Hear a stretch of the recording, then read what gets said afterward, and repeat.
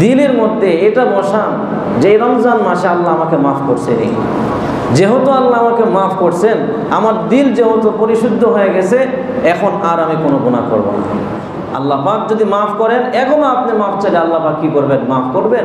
24 ঘন্টা আল্লাহ পাকের ক্ষমার দরজা খোলা, 24 ঘন্টা আল্লাহ পাকের তওবার দরজা খোলা। আল্লাহ পাক তওবার দরজা খুলে রেখেছেন, 24 ঘন্টা প্রার্থনার দরজা আল্লাহ পাক খুলে রেখেছেন।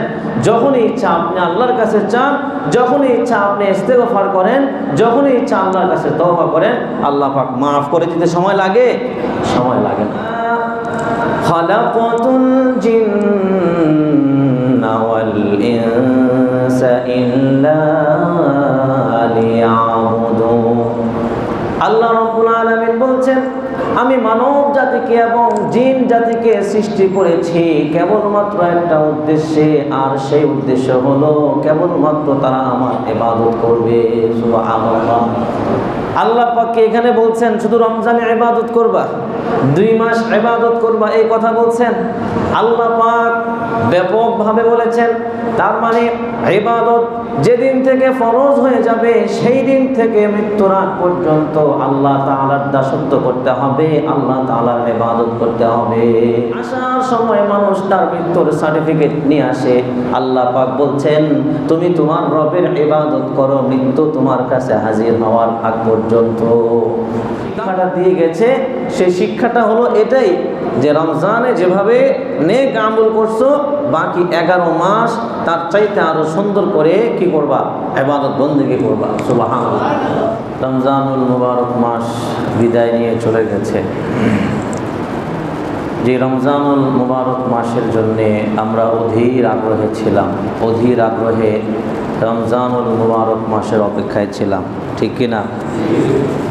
রমজানুল মুবারক মাস এটা ছিল আল্লাহ তাআলার পক্ষ থেকে ইবাদতে পরিপূর্ণ মাস, ইবাদতে ভরা একটি মাস। রমজানুল মুবারক মাসটি ছিল রহমতের মাস, মাগফিরাতের মাস, নাজাত তথা জাহান্নাম থেকে মুক্তির মাস, ঠিক কিনা? এই রমজানুল মুবারক মাস চলে গেছে, একদিন হয়ে গেছে। এই রমজানুল মুবারক মাসে আমরা আমাদের দিলকে পরিশুদ্ধ করার জন্যে অনেক চেষ্টা করেছি, আমাদের দিলকে গুনাহমুক্ত রাখার জন্যে আমরা আমাদের দিলকে পরিশুদ্ধ করার জন্য নামাজ পড়েছি, কোরআনুল কারীম তেলাওয়াত করেছি, রোজা রেখেছি, তারাবির নামাজ পড়েছি, তাহাজ্জুদের নামাজ পড়েছি, নফল নামাজ পড়েছি, দান সদকা করেছি ইত্যাদি। কেন? যাতে করে আমরা আমাদের দিলকে সাফ করতে পারি, আমরা আমাদের দিলকে পরিশুদ্ধ করতে পারি, যেন আমরা এই পবিত্রতম মাসে অতীতে যত গুনাহ আমরা করেছি, অতীতের সমস্ত গুনাহ যেন আল্লাহর কাছে মাফ করায় নিতে পারি। তো অতীতের গুনাহগুলো যদি আল্লাহর কাছে মাফ করায় নিতে পারি, তাহলেই তো দিল পরিশুদ্ধ হয়ে যায়, ঠিকই ঠিক না? তো এই দিলকে পরিশুদ্ধ করার জন্য আবার অনেকেই ইতিকাফে বসেছেন। একমাত্র উদ্দেশ্য কি? আল্লাহর সন্তুষ্টি এবং নিজের গুনাহের মাফি এবং নিজের দিলকে পরিশুদ্ধ করা।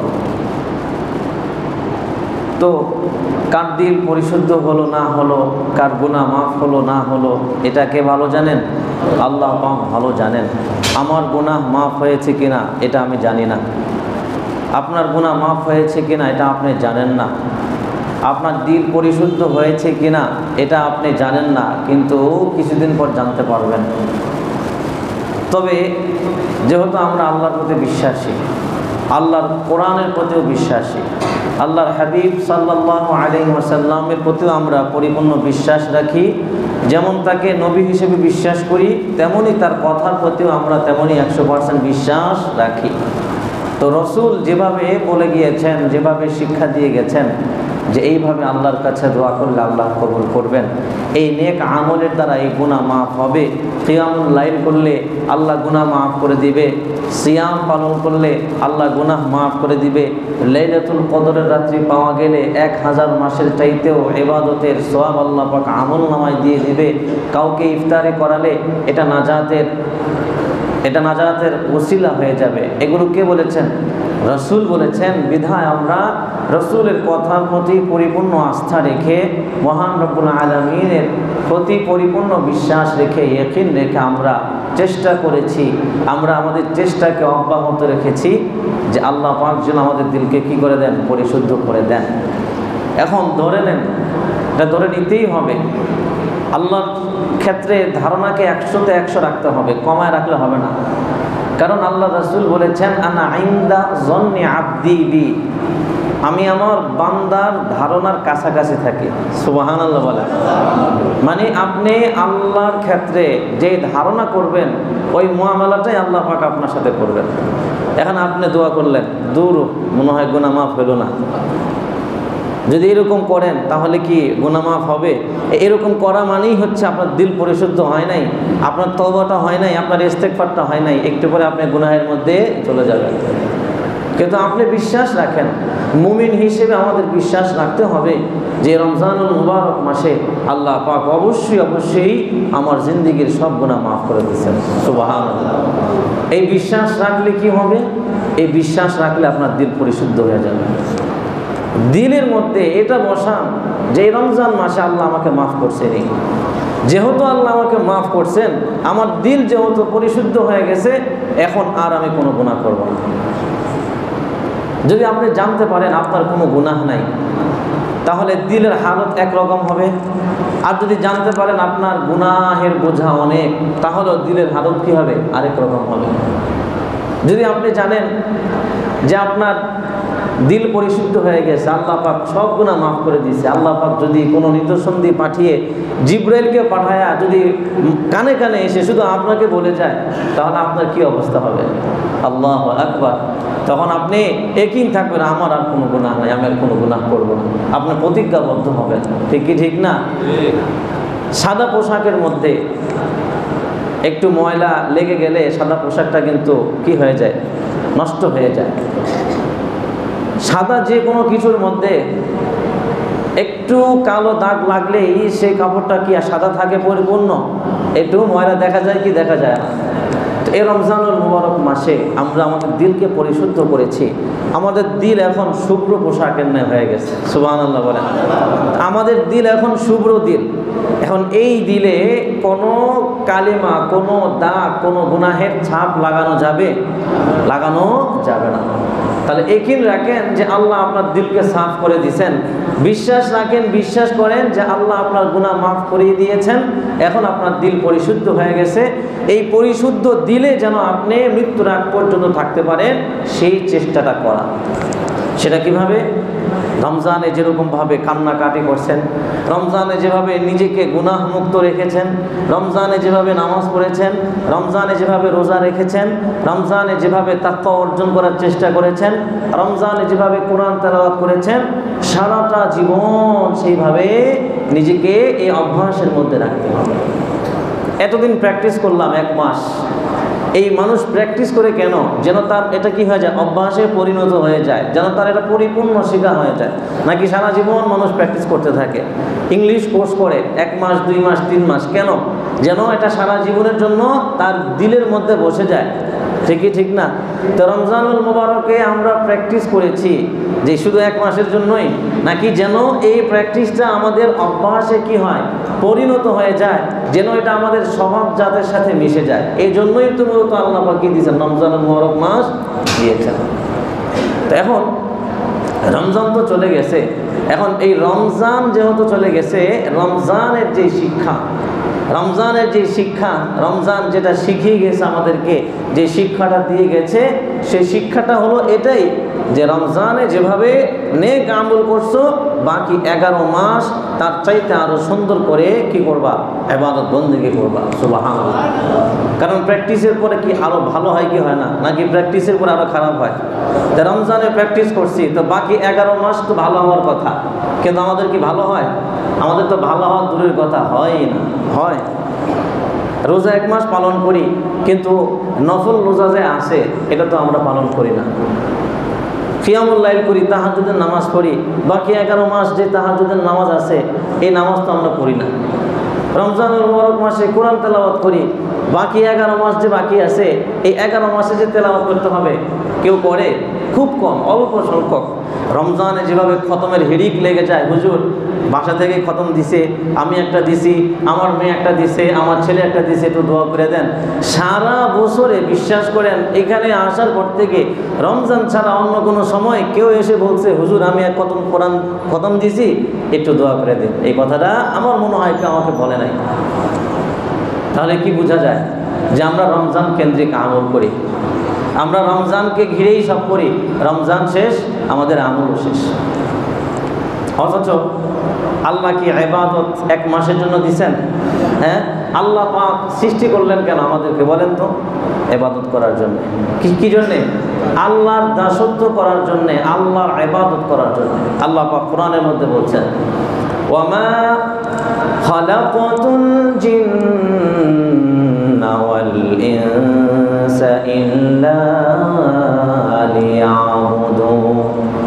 আল্লাহ রাব্বুল আলামিন বলছেন আমি মানব জাতিকে এবং জিন জাতিকে সৃষ্টি করেছি কেবলমাত্র একটা উদ্দেশ্যে, আর সেই উদ্দেশ্য হলো কেবলমাত্র তারা আমার ইবাদত করবে। সুবহানাল্লাহ। আল্লাহ পাক এখানে বলছেন শুধু রমজানে ইবাদত করবা, 2 মাস ইবাদত করবা, এই কথা বলছেন। আল্লাহ পাক ব্যাপকভাবে বলেছেন। তার মানে ইবাদত যেদিন থেকে ফরজ হয়ে যাবে সেই দিন থেকে মৃত্যুর আগ পর্যন্ত আল্লাহ তাআলার দাসত্ব করতে হবে, আল্লাহ তাআলার ইবাদত করতে হবে। আল্লাহ ছাড়া গায়রুল্লাহর ইবাদত করা যাবে, গায়রুল্লাহর কাছে কোনো কিছু চাওয়া যাবে, গায়রুল্লাহর কাছে মাথা নত করা যাবে, মাথা নত করা যাবে না, মাথা নত করা যাবে একমাত্র একজনের কাছে। তিনি কে? আল্লাহ। আল্লাহ পাক বলছেন, এই কথা বলে দিয়েছেন যে মরার আগ পর্যন্ত কি করতে হবে? ইবাদত করতে হবে। আল্লাহ পাক বলছেন ওয়াবুদ রাব্বাকা হাত্তা ইয়াতিয়াকাল ইয়াকিন। হে মুমিন, তুমি ইবাদত করো তোমার রবের, হাত্তা ইয়াতিয়াকাল ইয়াকিন, নিশ্চিত বিষয় তোমার কাছে আসার আগ পর্যন্ত। আচ্ছা বলেন তো, মানুষের সবচাইতে নিশ্চিত বিষয় কোনটি? মৃত্যু। মৃত্যুর চাইতে নিশ্চিত কোনো বিষয় আছে? কথা বলেন। দুনিয়াতে কে আসবে না আসবে এটা নিশ্চিত না, কিন্তু আসলে তার মরণ নিশ্চিত, ঠিক কিনা? আসার সময় মানুষ তার মৃত্যুর সার্টিফিকেট নিয়ে আসে। আল্লাহ পাক বলছেন তুমি তোমার রবের ইবাদত করো মৃত্যু তোমার কাছে হাজির হওয়ার আগ পর্যন্ত। তাহলে আল্লাহ পাক বলছেন ইবাদত কোন পর্যন্ত? মৃত্যুর আগ পর্যন্ত। আল্লাহ পাক এই কথা বলেন নাই রমজানে শুধু কি করো? ইবাদত করো। কুরবানির সময় শুধু ইবাদত করো, শবে বরাতের রাত্রিতে ইবাদত করো, শবে কদরের রাত্রিতে ইবাদত করো, জিলহজ মাসের প্রথম দশকে ইবাদত করো। আল্লাহ পাক এই কথা বলেন নাই। এগুলো আল্লাহ পাক বিশেষ বিশেষ উপহার দিয়েছেন, বিশেষ বোনাস হিসেবে রেখেছেন, মাফ করার জন্য বিভিন্ন অপশন আল্লাহ পাক রেখেছেন। এটাই আল্লাহ পাকের রহমত, এটাই আল্লাহ পাকের বড় দয়া। সুবহানাল্লাহ। তাহলে ইবাদত করতে হবে কি? সারা জীবন। তো যারা রমজান মাসে ইবাদত করেছেন কি করতে হবে বলেন? এই ইবাদতটা সারা জীবন কি করতে হবে? জারি রাখতে হবে। সারা জীবন কি করতে হবে? জারি রাখতে হবে। হতাশ হওয়ার কিছু নাই, আবার এটা মনে করার কিছু নাই রমজান মাসই রহমতের মাস, রমজান মাসই মাগফিরাতের মাস, রমজান মাসই নাজাতের মাস, এই ছাড়া মনে হয় আর না। আল্লাহর রহমত কি শুধু রমজানের জন্য সীমাবদ্ধ? হ্যাঁ, আল্লাহর ক্ষমা কি শুধু রমজানের জন্য সীমাবদ্ধ? সীমাবদ্ধ না।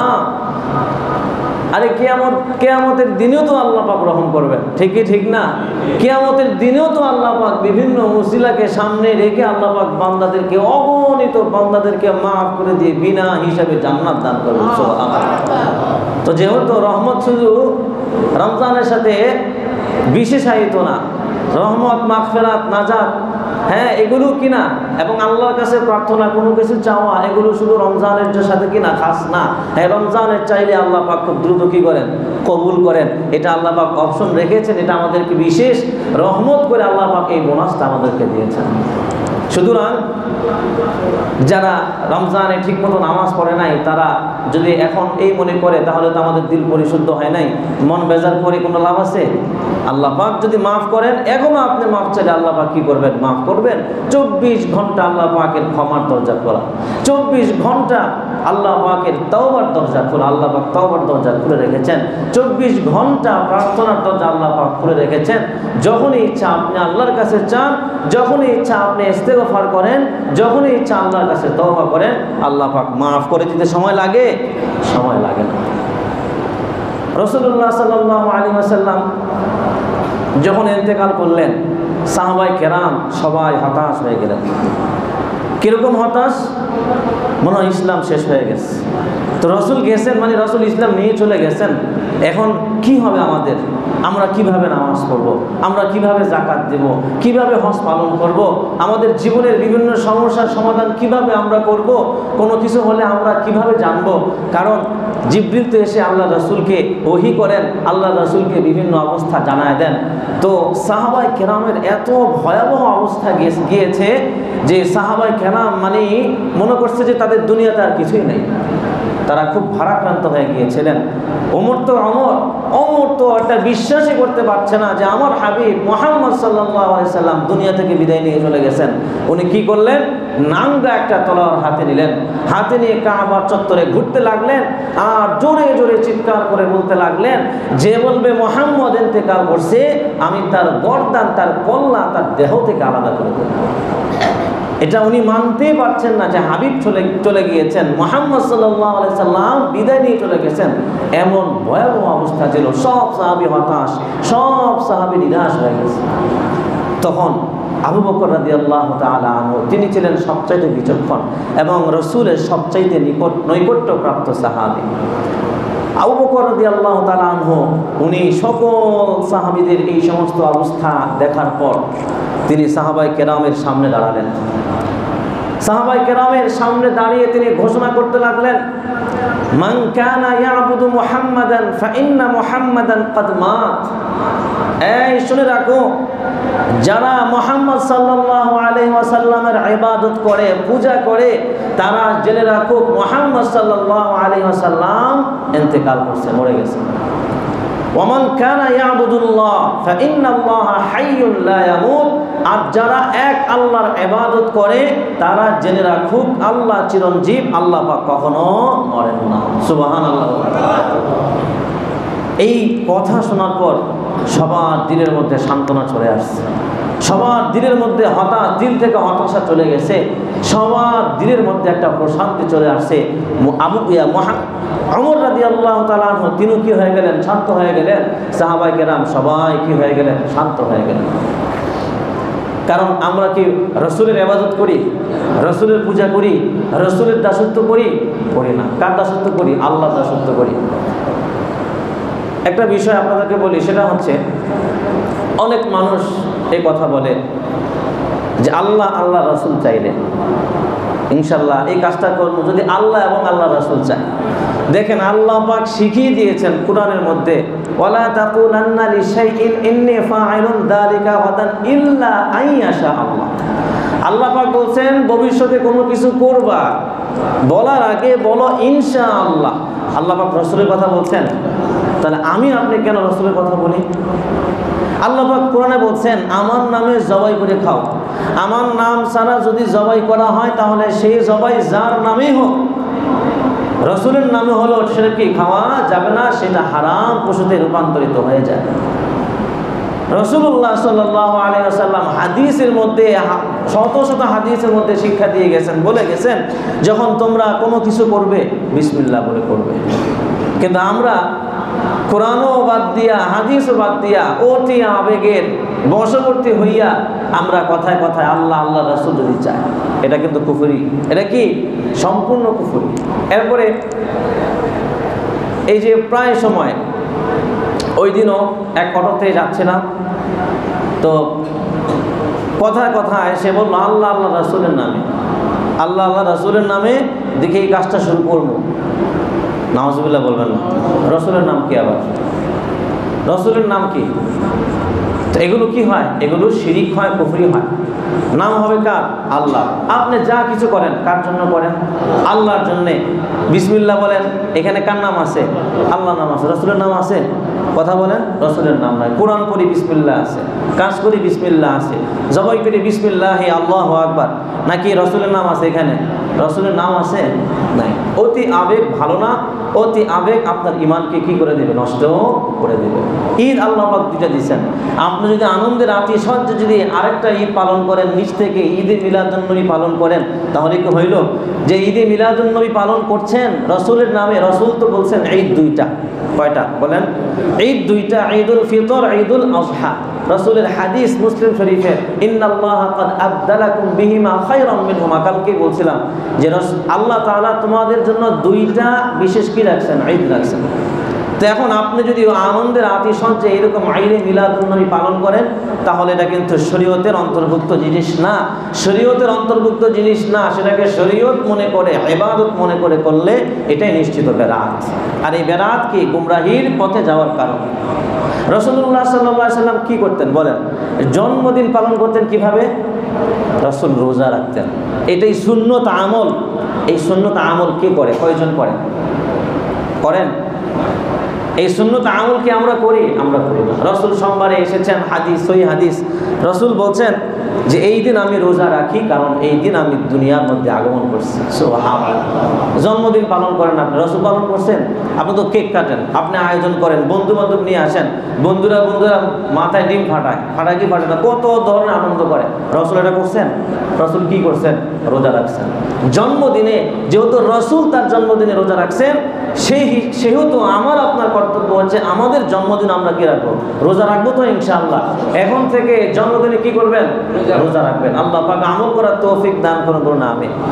মুহতারাম হাজিরিন, বলছিলাম মূল কথা হচ্ছে রমজানের আমলটা এই রমজানের সাথে সীমাবদ্ধ না, বরঞ্চ এটা হচ্ছে সারা জিন্দিগির জন্যে। কিসের জন্যে? সারা জিন্দিগির জন্যে। রমজানুল মুবারক থেকে আমাদের জন্য কয়টা শিক্ষা আছে? একটা হচ্ছে যে সিয়াম পালন করা। কি পালন করা?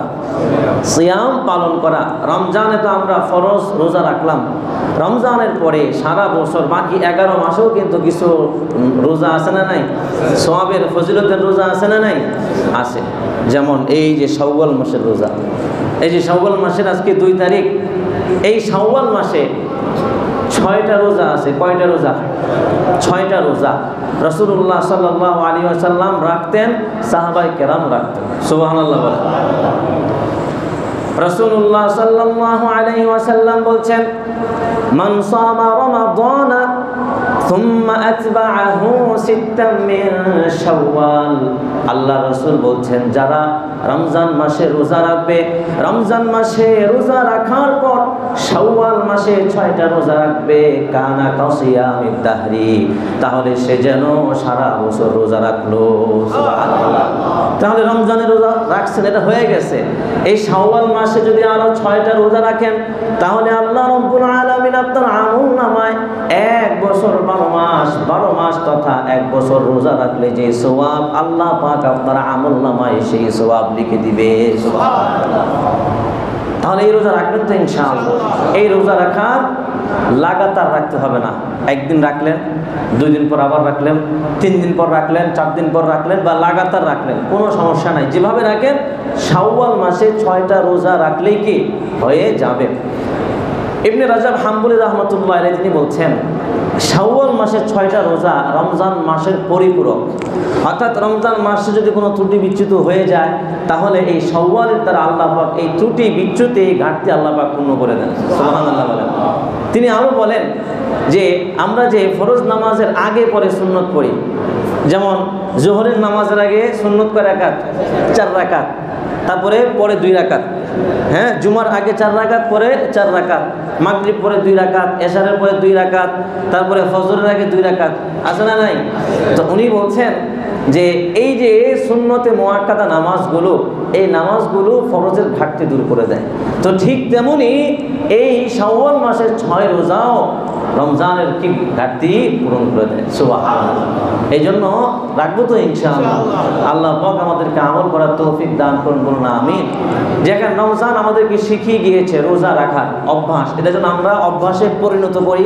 এখন অভ্যাসে কিভাবে পরিণত করবেন? প্রতিদিন রাখতে হবে না, প্রতিদিন রোজা রাখা নিষেধ। রাসূলুল্লাহ সাল্লাল্লাহু আলাইহি সাল্লাম মাসে 3 দিন রোজা রাখতেন। কয় দিন?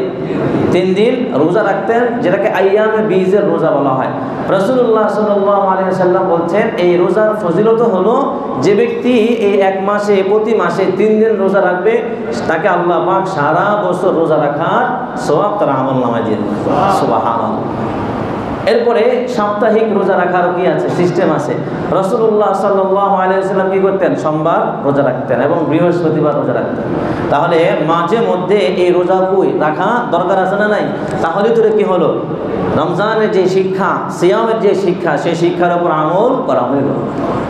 2 নম্বর হচ্ছে কিয়ামুল লাইল। কি বলেন? কিয়ামুল লাইল।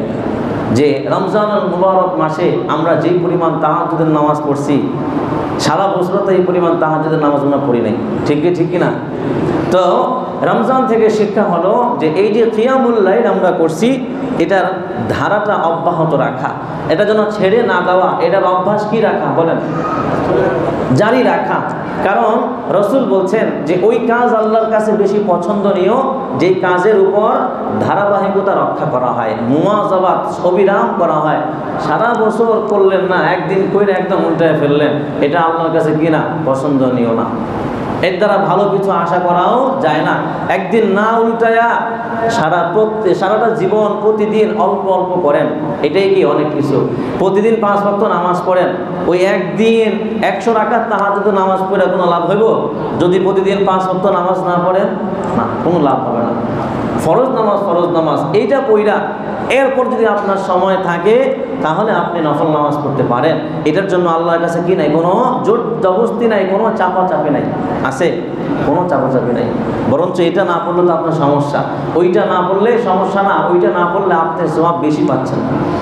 ঠিক না? রাসূলুল্লাহ সাল্লাল্লাহু আলাইহি ওয়াসাল্লাম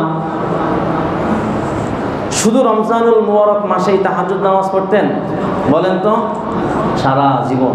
তাহলে আমাদেরও কি করতে হবে? সারা জীবন নামাজ পড়তে হবে। তাহলে মাঝে মধ্যে কি করবেন? প্রতিদিন না হলেও কি করবেন বলেন? নামাজ পড়বেন তো ইনশাআল্লাহ।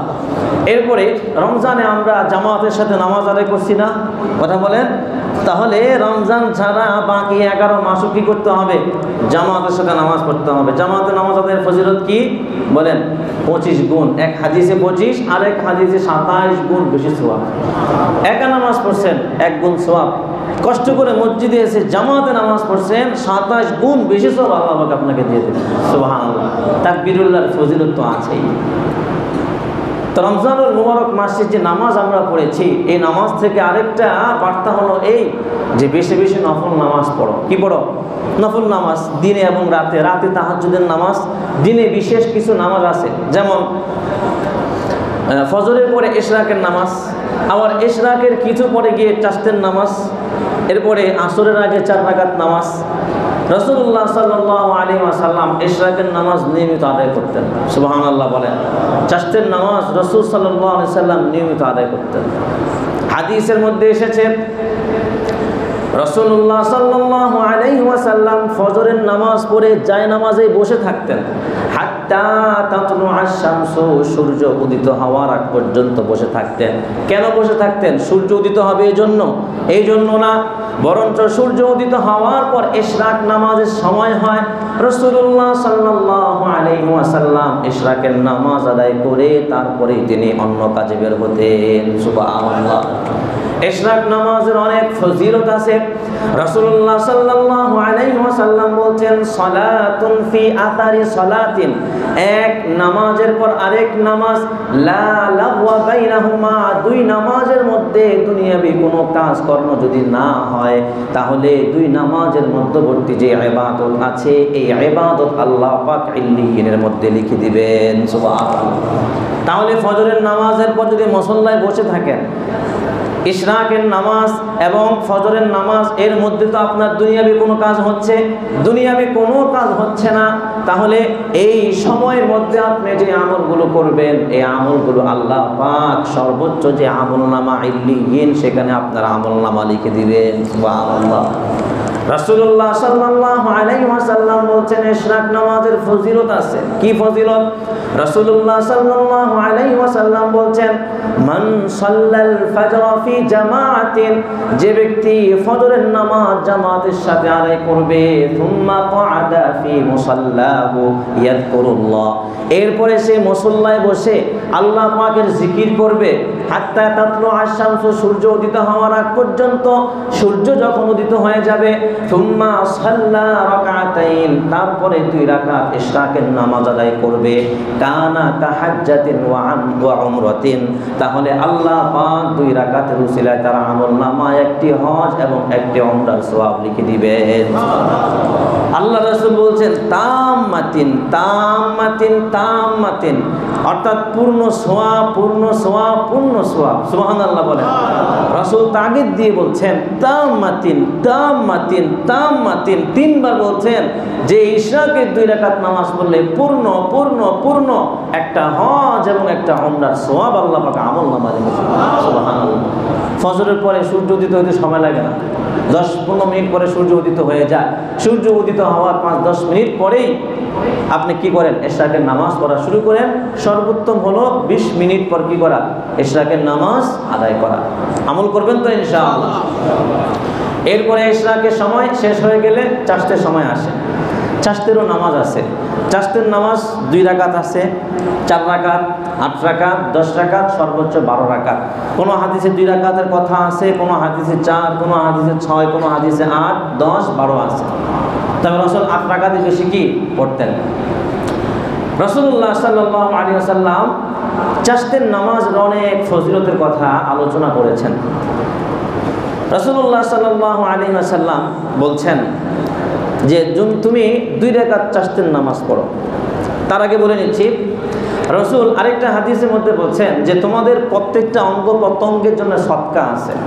অর্থাৎ অঙ্গ প্রত্যঙ্গের মধ্যে যে জোড়া আছে, গ্রন্থি, যেগুলা এই যে হাতের এখানে এখানে এখানে যে কি আছে, গ্রন্থি আছে, জোড়া আছে, প্রত্যেকটার জন্য কি আছে? সদকা আছে। সুবহানাল্লাহ বলেন। রাসূল বলছেন সুবহানাল্লাহ একটা সদকা। আল্লাহু আকবার পড়েন। রাসূল বলছেন আল্লাহু আকবার এটাও তোমার অঙ্গ প্রত্যঙ্গের জন্য একটা সদকা। লা ইলাহা ইল্লাল্লাহ বলেন। লা ইলাহা ইল্লাল্লাহ। রাসূল বলছেন লা ইলাহা ইল্লাল্লাহ এটাও তোমার অঙ্গ প্রত্যঙ্গের জন্য একটা সদকা। সুবহানাল্লাহ।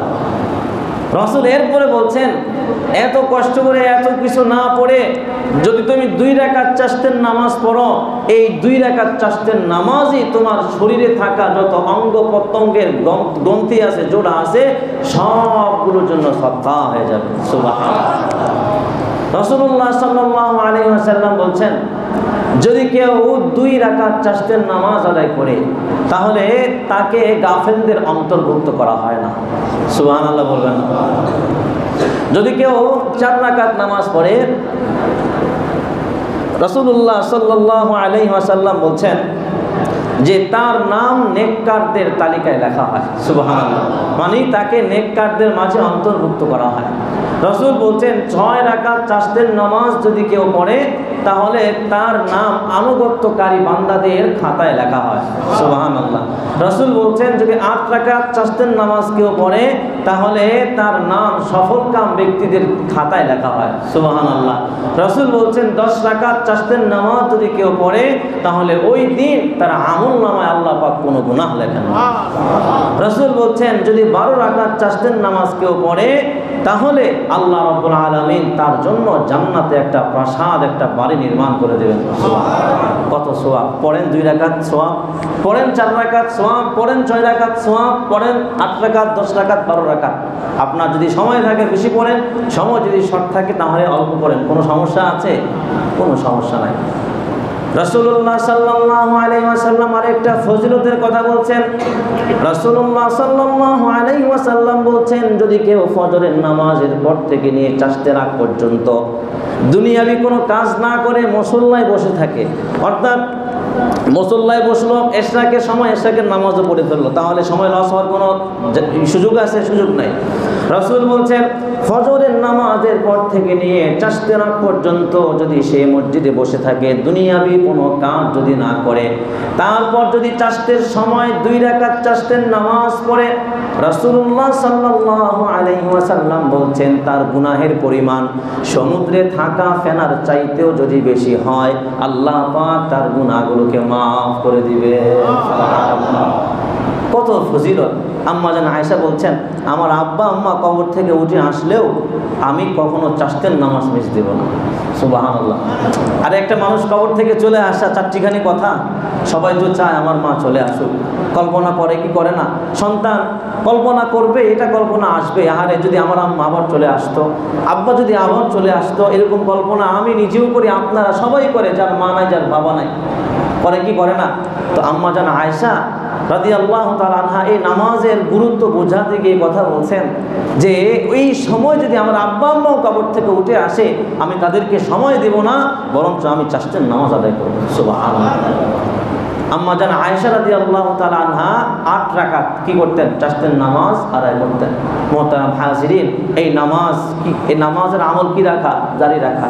অনেকেই তো আগে পরে সুন্নত নামাজই পড়ে না, অথচ এরও কি আছে? ফজিলত আছে। যদি কেউ, রাসূল বলছেন যে সুন্নতে মুআক্কাদা যে নামাজগুলো, এই নামাজগুলো যদি কেউ পড়ে, আল্লাহ পাক তার জন্য জান্নাতে একটা ঘর নির্মাণ করেন। সুবহানাল্লাহ। আসরের আগে 4 রাকাত নফল নামাজ আছে, সুন্নতে গায়রে মুআক্কাদা। এর ফজিলত আল্লাহ রাসূল বলছেন রাহিমাল্লাহু ইমরাআন সাল্লা ক্বাবলাল আসরি আরবাআন। আল্লাহ পাক ওই ব্যক্তির উপর রহম করুন, রহমত নাজিল করুন, যে ব্যক্তি আসরের আগে 4 রাকাত নামাজ আদায় করছে। সুবহানাল্লাহ। তো মুহতারাম হাজির, নামাজ পড়ব তো ইনশাআল্লাহ। মূল কথা হচ্ছে, আজকের মূল আলোচনার খোলাসা হচ্ছে রমজানের আমল অব্যাহত রাখা। দিল পরিশুদ্ধ হয়েছে, এই দিলের মধ্যে কি গুনাহের কালিমা লাগতে না দেওয়া, গুনাহ মুক্ত জীবন কাটানো। আল্লাহ রাব্বুল আলামিন আমাদের সকলের দিলকে আল্লাহ পাক মৃত্যুর আগ পর্যন্ত পরিশুদ্ধ রাখুন, আমরা যেন গুনাহ মুক্ত জীবন যাপন করতে পারি। আল্লাহ পাক সেই তৌফিক দান করুন। আল্লাহ পাক আমাদের সকলকে রমজানে যেরকম আমল করেছি, রমজান ব্যতীত বাকি গোটা জীবনে তার চাইতে বেশি বেশি আমল যেন করতে পারি, আল্লাহ পাক সেই তৌফিক দান করুন। সবাই বলুন আমিন আমিন। ওয়া আখিরু দাওয়ানা আলহামদুলিল্লাহি রাব্বিল আলামিন।